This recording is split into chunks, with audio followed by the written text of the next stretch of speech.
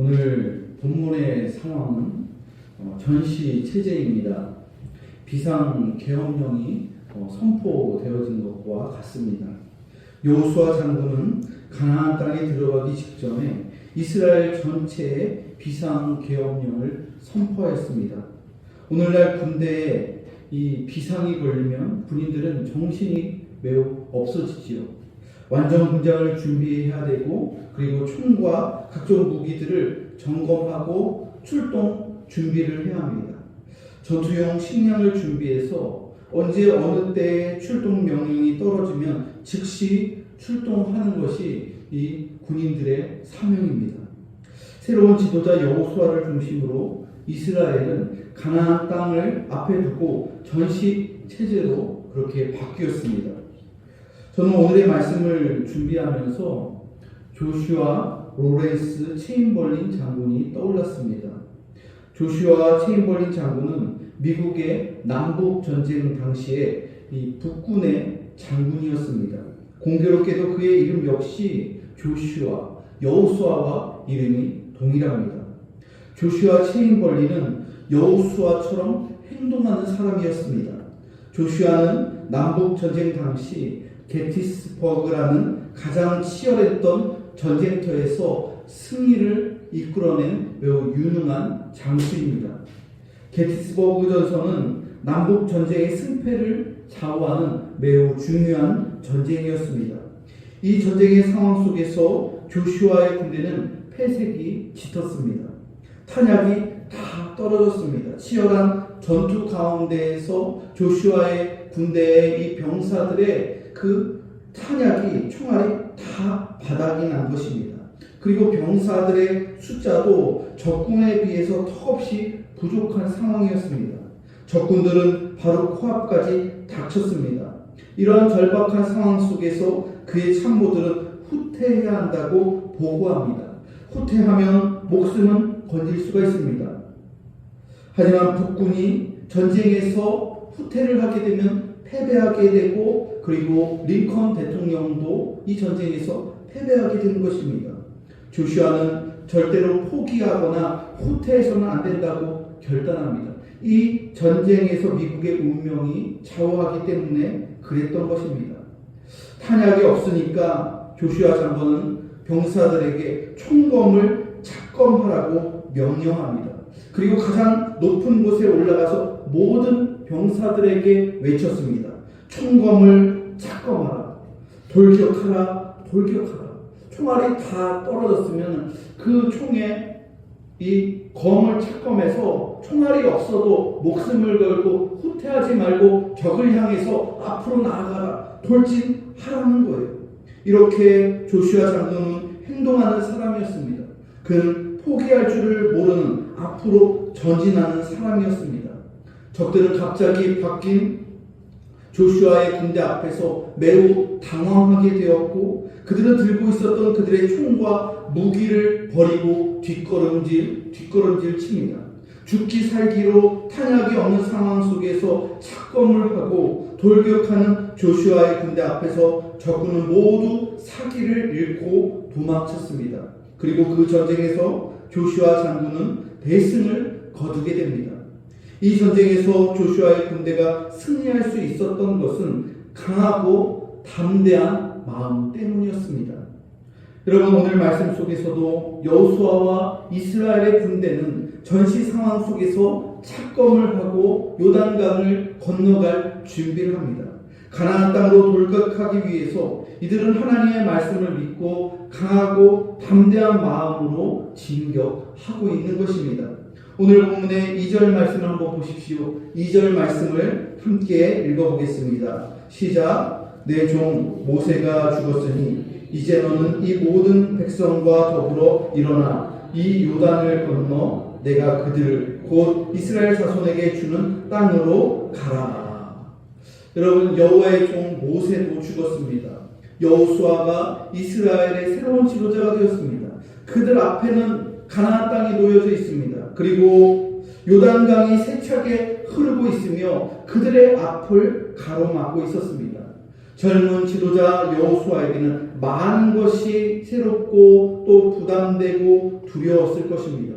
요단강을 과연 무사히 우리들이 다 건너갈 수 있을까? 가나안 땅에 들어가서 얼마나 많은 전쟁을 앞으로 치러야 할까? 온통 두려움과 걱정이 새로운 지도자에게 밀려옵니다.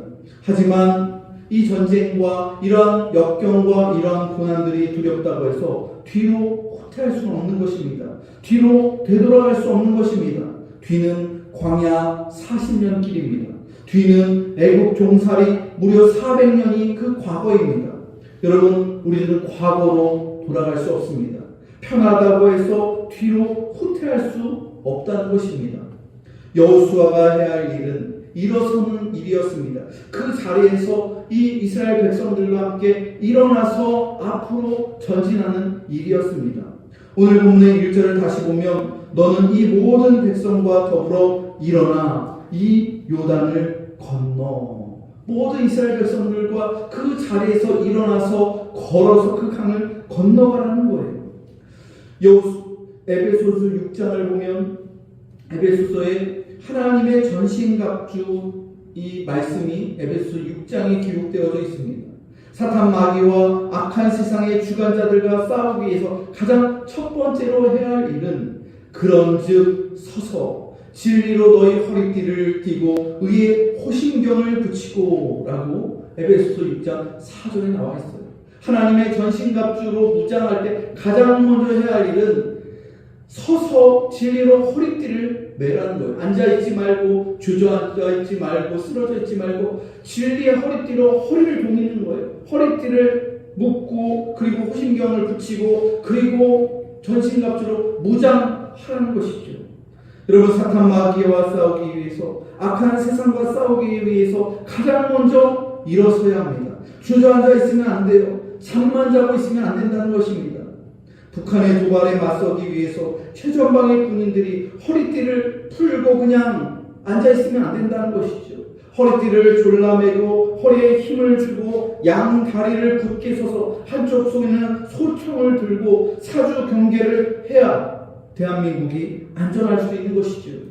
공국교회가 부흥 성장하기 위해서는 성도들이 일어서야 합니다.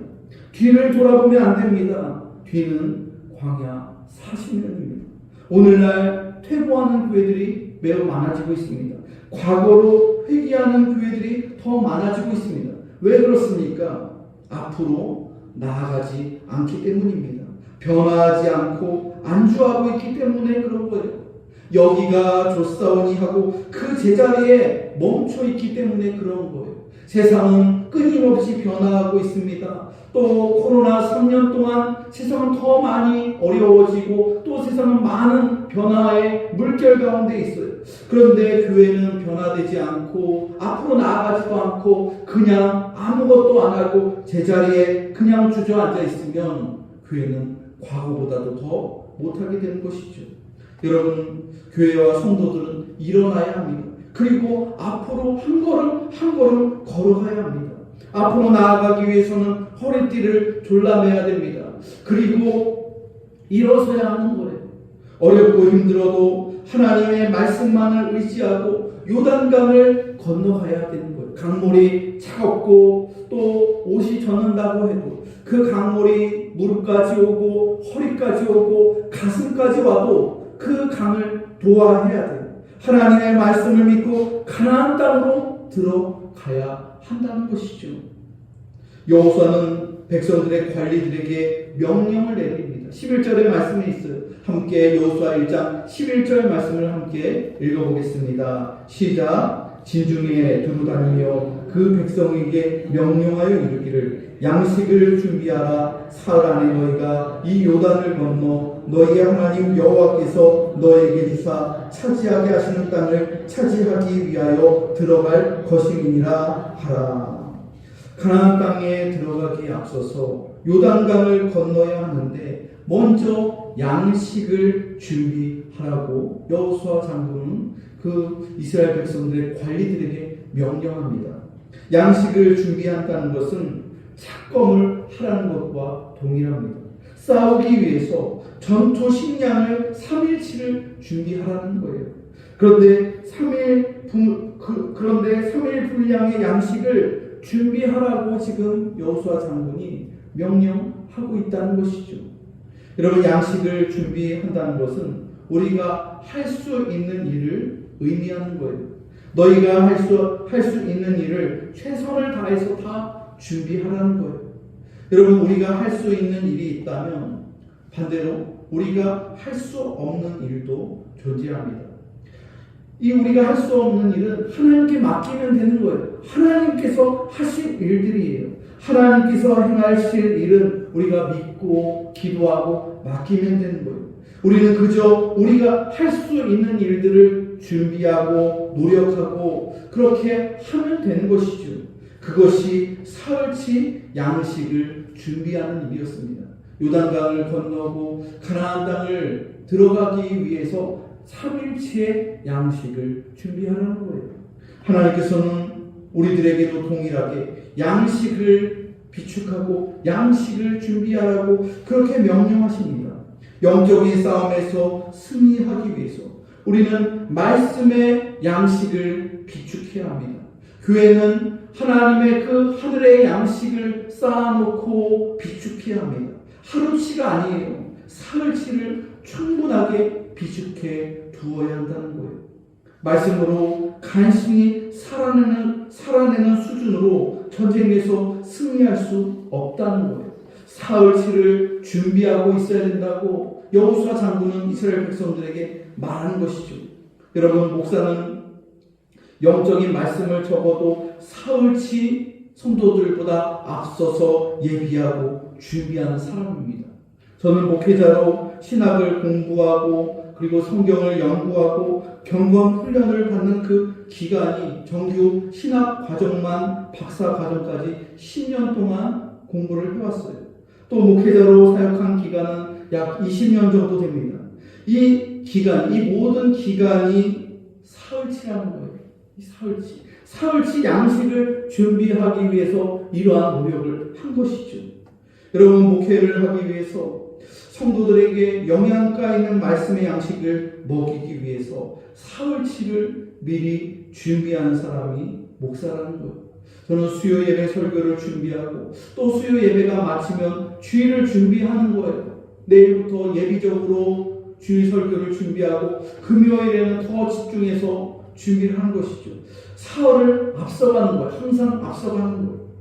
성도들은 사흘치 양식을 준비하고 또 먹어야 되는 거예요. 항상 예배의 우선순위를 두고 주일 예배에 나오고 수요 저녁 예배에 나오면서 그 준비된 양식을 듣고 그 양식을 섭취하고 소화하고 그리고 그 말씀을 함께 나눌 때 여러분들이 세상에 나아가 요단강을 건너갈 수 있고 또 세상 속에서 살아갈 수 있는 거예요.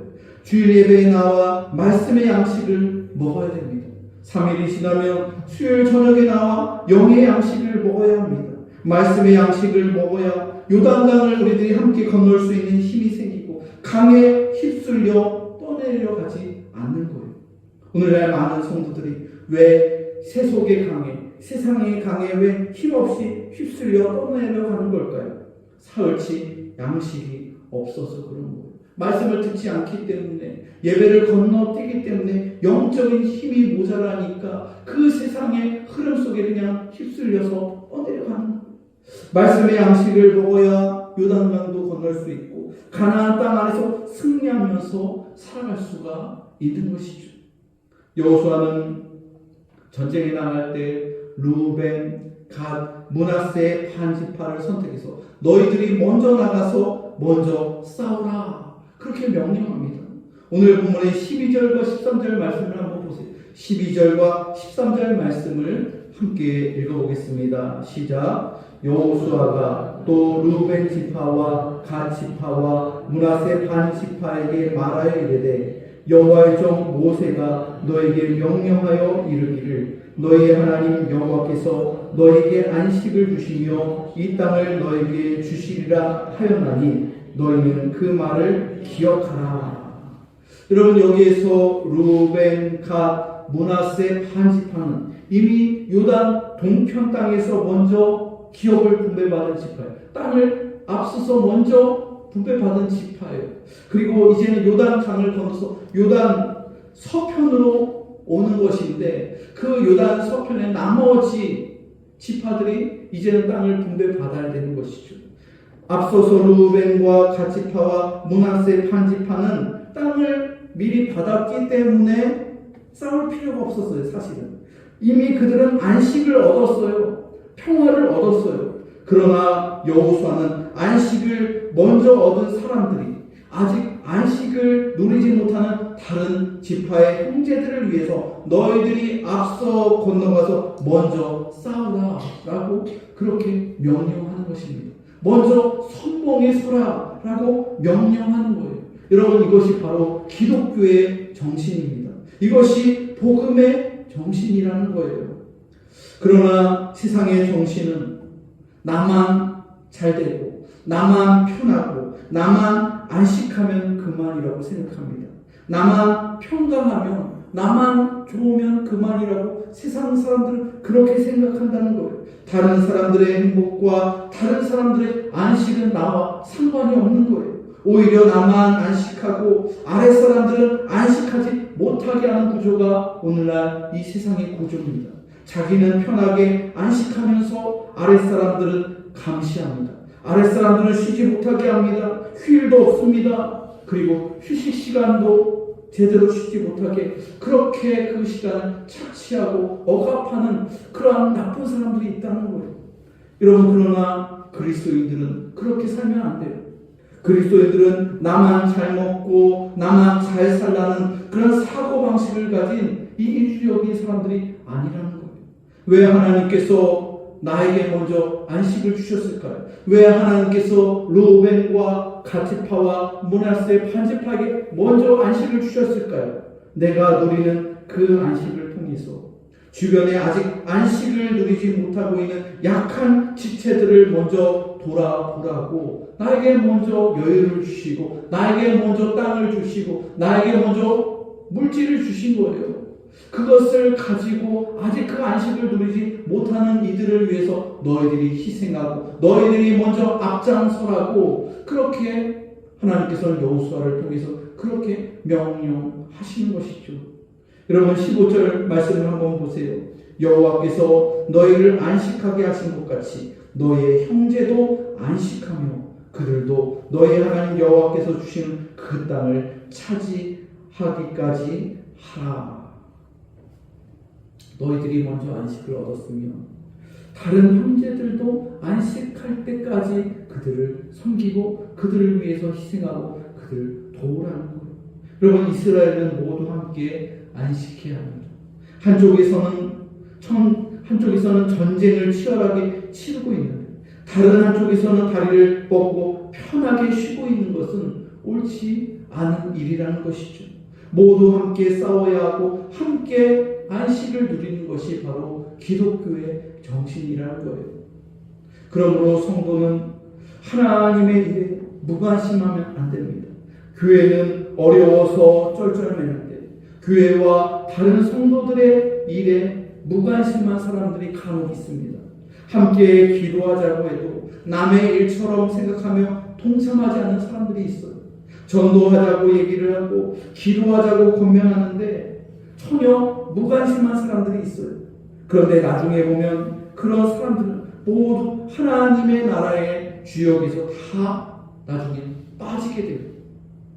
유다 동편 사람들에게 먼저 나가서 싸우라고 하는 것은 그들에게 중요한 기회를 주시는 거예요. 하나님께서 그들에게 면류관을 주시는 기회예요. 만약 그들이 피 흘리기를 싫어해서 싸움을 회피했다면 그들은 이스라엘이 받을 복에서 그들이 받을 복을 받지 못하고 밀려났을 거예요. 그들의 자리를 박탈당했을 거예요. 땀을 흘리며 수고해야 주인공이 될 수 있는 거예요. 하나님께서 상급을 주시고 하나님께서 잔치를 준비하실 때 희생 안 하고 수고하지 않고 섬기지 않은 이들은 주인공이 될 수 없는 거예요. 그냥 그 자리에서 밀려나는 것이죠.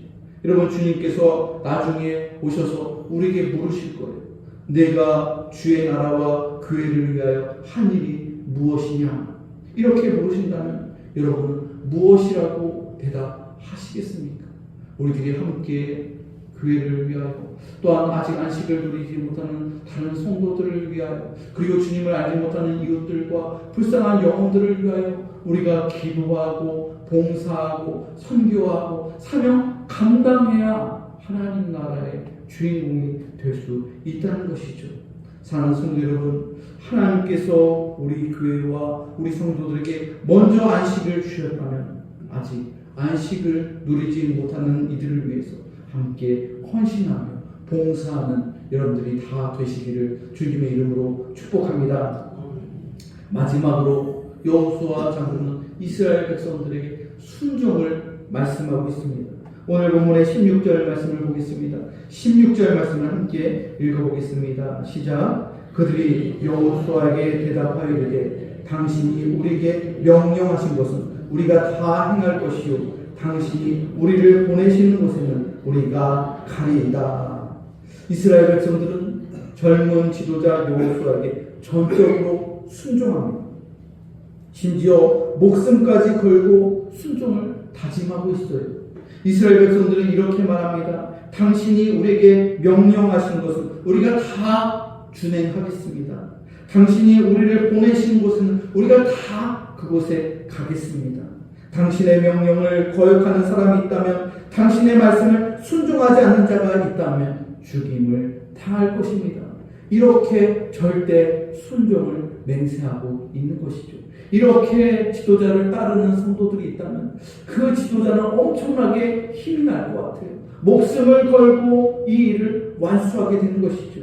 여러분, 만약 이러한 군대가 있다면 이러한 군대는 100번 싸워서 100번 승리하는 군대가 될 것입니다. 만약 이러한 교회가 있다면 이러한 교회는 반드시 30배, 60배, 100배의 부흥을 이루게 될 것입니다. 담임 목사를 중심으로 모든 성도들이 하나가 되어서 정말로 모든 일들을 충성 봉사하며 정말로 그렇게 순종을 다짐한다면 그런 교회는 안 될 수가 없는 것이죠. 봉할 수밖에 없는 것이죠. 하지만 명령에 순종하지 않는 군대가 있다면 그 군대는 반드시 패하게 되어 있습니다. 그리고 말씀에 순종하지 않는 교회, 목회자의 리더십에 따르지 않는 교회가 있다면 그 교회는 절대로 잘 될 수가 없는 것이죠. 사랑하는 성도 여러분, 우리가 살아가는 세상은 마치 전쟁터와 같습니다. 교회와 성도들은 전시체제를 지금 살아가고 있는 거예요. 이러한 세상 속에서 교회는 후퇴하면 안 돼요. 힘들다고, 두렵다고, 어렵다고 퇴보하면 안 돼요. 안주하면 안 된다는 거예요. 성도들은 무기력하게 주저앉아 있으면 안 된다는 거예요. 진리의 허리띠를 띠고 의의 호심경을 붙이고 평안의 복음의 신을 신고 힘차게 걸어가야 되는 거예요. 요단강 물이 차다고 해서 그 물이 발목을 적시고 옷을 적시고 무릎에 차고 가슴에 온다고 해도 설령 수영을 못한다고 해도 그 강을 건너가야 돼요. 그 강을 건너가야 희망이 있는 것이고 그 강을 건너가야 생명을 걸고 건너가야 생명이 있는 거예요. 복음의 신발을 신고 우리들은 우리의 삶의 터전에서 힘차게 걷는 연습을 해야 돼요. 힘차게 걸어야 돼요. 때로는 뛰어가야 돼요. 믿음의 방패로 자기 자신을 보호해야 됩니다. 가족을 보호해야 됩니다. 머리에는 구원의 투구를 써서 세상의 지식과 사상으로부터 보호를 해야 돼요. 구원의 투구를 쓰고서 세상의 그러한 헛된 지식과 사상을 하나님의 진리의 말씀으로 보호하고 다스려야 한다는 것이죠. 그리고 성령의 검, 하나님의 말씀의 검을 가지고 세상의 사탄 마귀와 세상의 거짓된 사상들과 싸우며 전도하며 선교하며 우리들이 살아가야 한다는 것이죠. 여러분, 우리들은 사흘치 양식을 준비해야 됩니다. 교회와 성도들은 이 비상체제 속에서 사흘치의 말씀의 양식, 영의 양식을 비축해야 돼요. 교회는 이 마지막 시대에 육의 양식과 영의 양식을 비축해야 돼요. 여러분 중에 먼저 안식을 누리는 성도들이 있습니까? 아직 안식을 누리지 못하는 이들을 위해서 함께 희생하고 헌신하는 그런 성도들이 되시길 바랍니다. 무엇보다도 하나님의 말씀에 순종하는 전적으로 순종하는 성도들이 다 되시길 바랍니다. 주님의 말씀에 생명을 걸고 순종하는 교회가 가나안 땅을 얻게 될 것입니다. 말씀에 순종하는 교회가 잘 되고 부흥하며 승리하게 될 것입니다. 현실 체제와 같은 세상 속에서 오직 하나님의 말씀을 중심으로 미래를 향하여 힘차게 나아가는 우리 국교의 모든 성도들이 다 되시기를 주님의 이름으로 축원합니다.